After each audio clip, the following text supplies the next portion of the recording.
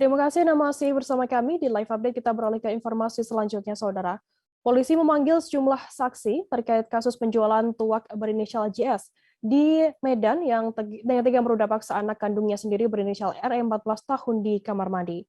Hal ini diungkapkan oleh kuasa hukum korban dari Lembaga Bantuan Hukum atau LBH Medan, Hairiyah Ramadhani saat ditemui di depan Mapolrestabes Medan pada Senin 10 Januari kemarin. Pihak penyidik dalam hal ini hanya meminta keterangan dari nenek korban dan akan memanggil sejumlah saksi lainnya. Informasi lebih lengkapnya akan disampaikan oleh rekan jurnalis kami dari Tribun Medan, ada Vian di sana. Halo Vian. Ya, halo rekan Firda.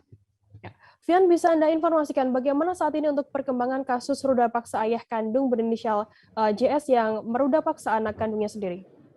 Ya, baik rekan Firda dan juga para Tribuners di rumah. Saya informasikan kemarin bahwasanya kuasa hukum dari korban RE dipanggil oleh Polrestabes Medan untuk dimintai keterangan.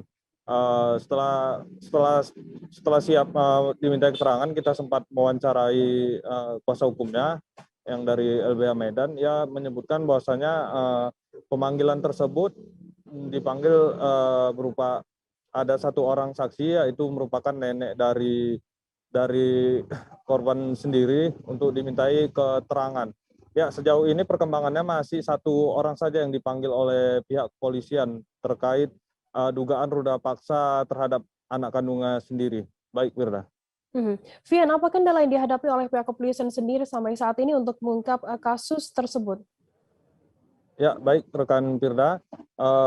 Kendala yang dihadapi oleh pihak kepolisian dan juga kuasa hukum dari korban, kemarin kuasa hukumnya mengungkapkan bahwasannya kendalanya di mana saat ini ibu dari korban yang juga sebagai pelapor saat ini ditahan oleh keluarga pelaku di kampung halamannya. Keluarga pelaku ini meminta untuk korban ataupun ibu korban ini untuk mencabut laporannya ke Polrestabes Medan.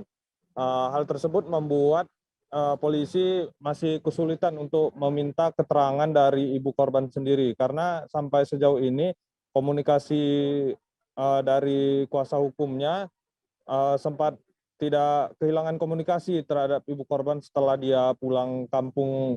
Informasinya dia ditahan oleh pihak keluarga dan tidak diizinkan untuk kembali ke kota Medan dan memberi keterangan kepada pihak kepolisian. Baik, rekan Firda. Vian, bagaimana kemudian langkah dari LBH ke depannya dalam kasus ini? Ya, LBH Medan tetap menekankan dan mendesak pihak kepolisian untuk segera menghadirkan ibu dari korban sebagai pelapor. Karena dari awal membuat laporan, ibu korban ini memang ngotot untuk segera menangkap suaminya tersebut yang telah melakukan pencabulan terhadap anak kandungnya. Dan LBH Medan juga mendesak agar pelaku segera ditangkap oleh pihak kepolisian. Baik, rekan Firda. Baik, terima kasih rekan jurnalis dari Tribun Medan, Vian, atas laporan Anda. Selamat bertugas kembali. Dan tadi Tribuners, Vian juga sudah menghimpun keterangan dari kuasa hukum korban dari LBH Medan, Hairiyah Ramadhani. Berikut liputannya untuk Anda. Kendalanya itu kita di orang tuanya korban yang membuat laporan karena pihak keluarga pelaku itu menahan mamanya si korban untuk tidak kembali lagi ke Medan karena mereka meminta damai dalam kasus ini.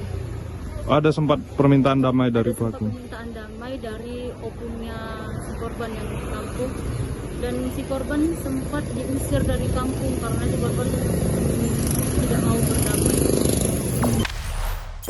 Jangan lupa subscribe, share, komen, dan like ya!